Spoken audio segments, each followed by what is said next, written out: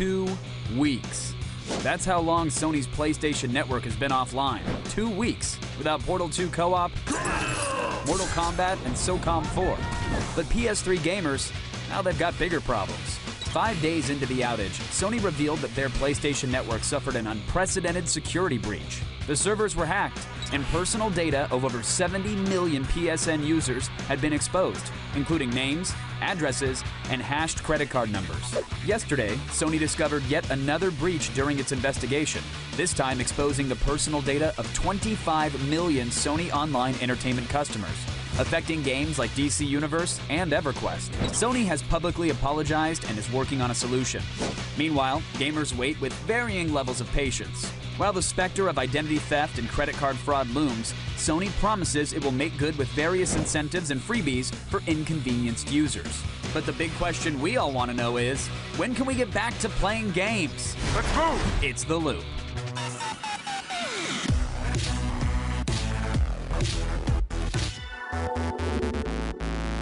Alrighty, folks, joining me to help us make sense of it all, host of X-Play, Adam Sessler, is right here. You use my name and sense together as if there's a correlation. That's so kind of you, and I live to disappoint. Oh, so. Well, please. Well, if there's a place to disappoint everyone, it's right here on Attack of the Show. Speaking of disappointment, let's talk about PlayStation Network. People aren't able to game. I mean, This is that at its core. That is the major issue right now. Like, are there any warning signs that we should be looking out for? Gamers going through withdrawal? Is there a foaming at the mouth, redness of the eyes? It really is at an unfortunate time period. I think Portal 2 really typifies that. I mean, last year at E3, Gabe Newell walks out on stage, eating crow himself, and saying that actually no, there are things that the PlayStation Network and the PS3 will do well with us. It had the interconnectivity with Steam. And now no one can really experiment with that. Yeah. Well, here's the thing. It took Sony 5 days to announce that there was a break-in, and I took a major issue with that because we knew something was going on. They pulled the plug. Clearly, there was an issue, and they had said what, that they weren't sure the extent of the break-in, so they didn't want to make an announcement.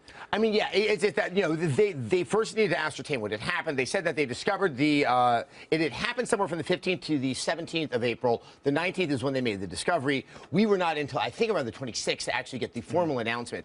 I think this is a case study of how you don't handle these consumer relations and these it's these things happen. A lot of companies get broken into, but it was the waiting and not making any comment and letting the internet do all your messaging for you. It really works against them, and I think it has something to do with Sony being an old Japanese company, and you see this precedent with Toyota, with TEPCO, of not messaging out to people, even though it's probably going to work in your best interests. But they did bow.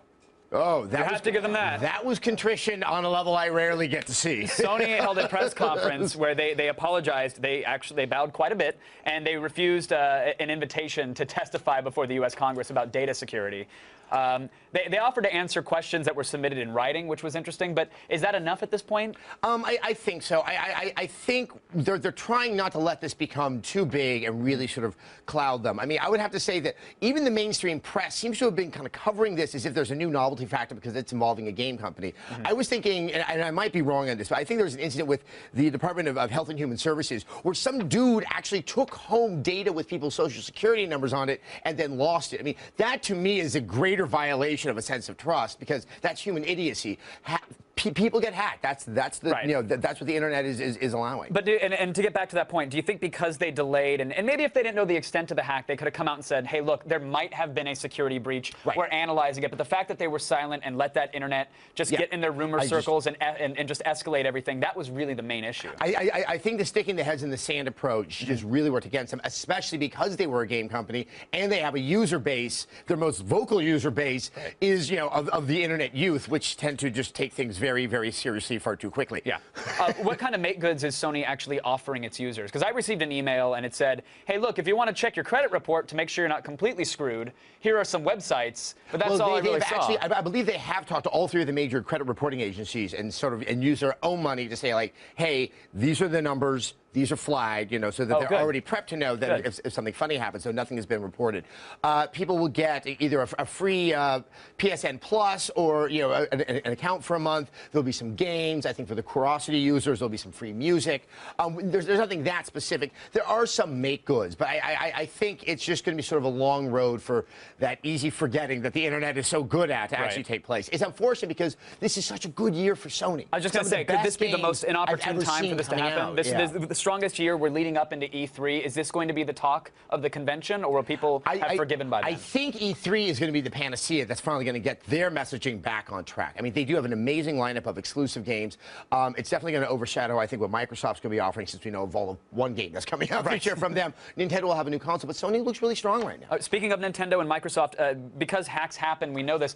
Should we trust their networks more? Should we believe that Microsoft, because Xbox Live's been around longer, it's more secure? I mean, I've been asking myself this too, because Microsoft as a brand seems to be more attractive to a hack than Sony does.